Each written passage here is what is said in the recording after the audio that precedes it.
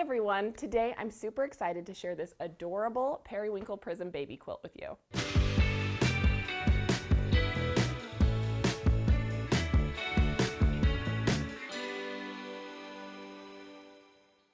Today's project is super quick and easy, and I know it's called Periwinkle Prism, but today we're going to stretch ourselves a little bit and we're actually going to piece this in. Now remember, if you love fusible applique, you can use our Periwinkle template and make a very similar quilt to this using the same supplies, but I'm going to show you how to do it all pieced. So in order to make this quilt, you are going to need 2 packs of 5-inch squares, and I used Kaffe Classics Warm for free spirits. I also used this beautiful pink background, and for that you're going to need 1 2/3 yards, and for your backing you need 1 1/2 yards. So let me show you how to make it.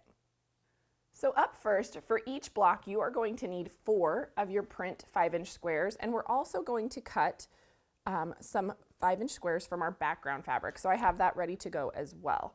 And so let's begin by making this portion of our block. There are 2 different, I guess, quarter blocks that we're making to assemble into our block. So we'll start with this one, which I call the little star legs, which just helps me keep it straight.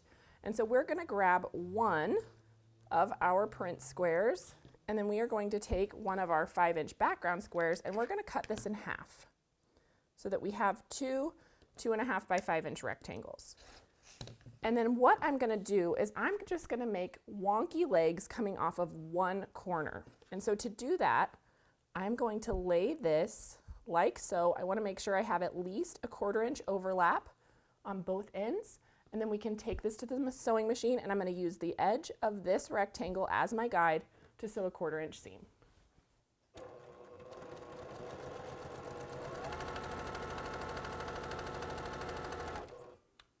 All right, beautiful. Now while I am sitting here, I'm going to go ahead and press this back so we can just set this seam and roll it back. There we go. Beautiful. And now I'm going to use my original 5-inch square as my cutting guide. And so I'll just lay my template right along this corner here. And then we can cut and cut. So there is our first little wonky star leg. And so now we want to go in the opposite direction of the wider side. And so just the same way, I'm going to overlap these, making sure I have at least a 1/4 inch. I just did these completely wonky. If you're real particular and you want to make sure they all match up, you can measure down from these opposite corners and make a mark so that they'll be exact every time. But I like the wonkiness, so I just kind of leaned into that. And so again, we're going to sew our 1/4 inch seam.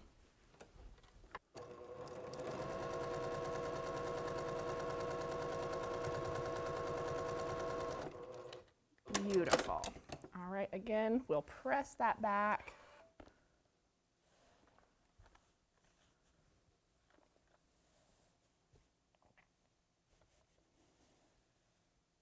Okay. And then we'll use our 5-inch square as our cutting guide again. There's that and that. And so you are going to make 2 little units exactly like that for each block. So I have 1 already done, and now we can move on to the next one.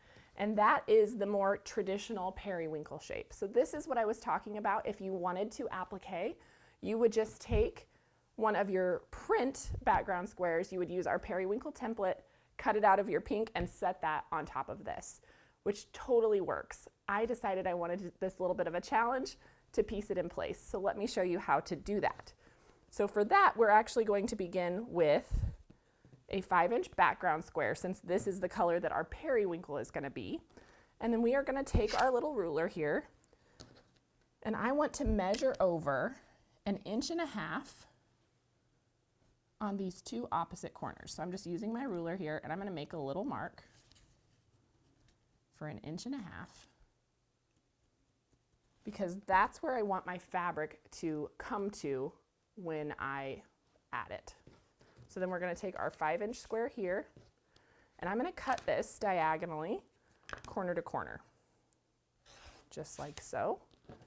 And so then now, in much the same way we did for our star legs, we are going to lay this over, but this time we're going to line up with the point and our mark so that it's going to go from those two places, and we're going to sew that 1/4 inch seam. So let's go ahead and do that.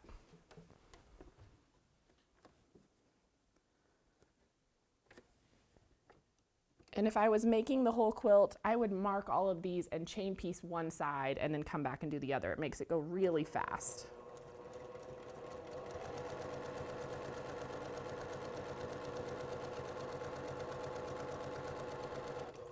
There we go.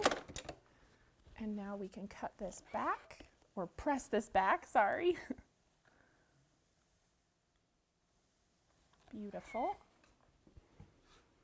I do want to point out here, because I failed to mention this, and this is really close, you want more of your fabric towards the top when you're folding this over. Let me show you here. See how I have a little bit hanging down here? I probably should have shifted this up just a little bit, because you can barely see the corner of my background fabric here, and if I had shifted it up, you wouldn't see it at all.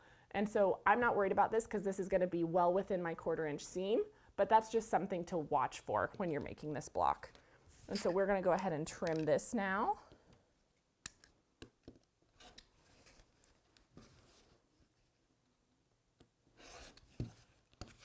Just like so.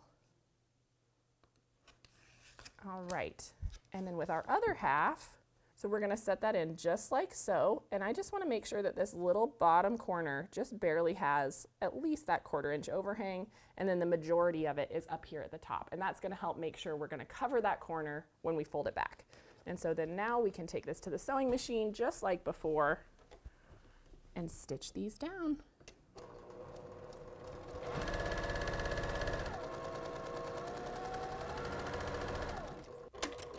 Okay.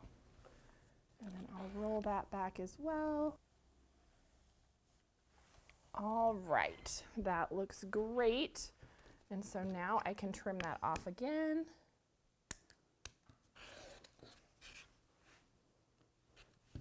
Beautiful. Now, if you are going to hand quilt this or quilt it yourself, or you're worried about bulk, you can come back now that you've trimmed these and trim away this excess background fabric. I always send mine to be long-armed, and it's never an issue. So I leave mine in, but it's totally your preference if you want to do that. And so just like our other little quadrant, we're going to make 2 of this block as well. So I have the second one ready to go, and now we just get to assemble our little block. And so we're going to start with our star legs, and they go in opposite corners like so. And then the narrow part of our periwinkle is going to point to the center. Just like this, and then we can fold it together like a 4-patch. Sew this together, so let's go ahead and take it to the machine.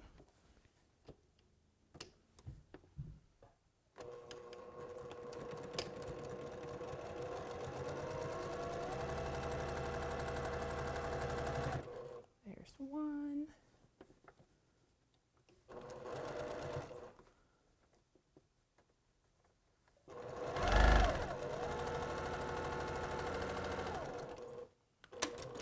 Now I can just open this up and sew my block together. I love this block. It comes together so quick.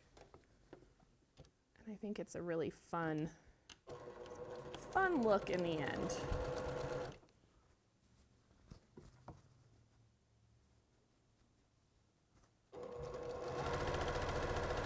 So I am just watching to make sure I'm nesting those seams in the middle.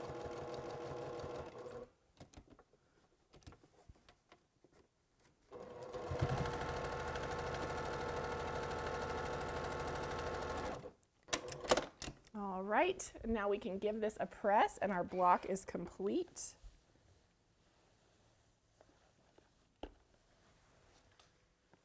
So fun. All right, there is our cute little block. And so now let's talk about the layout in this quilt, because it's really just this. This is all that we've made for this whole quilt. And so you can see it sets in like so, and then we just rotate these back and forth. And when you put them together, you get these beautiful kind of flower medallions. I absolutely love it. And so it is 1, 2, 3, 4 of these blocks across by 5 down. And I didn't add a border or anything. I just liked it exactly as is. And so that size is 36 by 45. And then we use one of these beautiful Kaffe florals on the back, which I think is really lovely.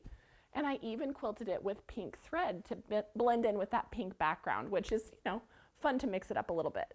And so let's see, the quilting pattern on this is called Chevron Tumblers, and I just really love it. It kind of adds to the geometric feel of this quilt.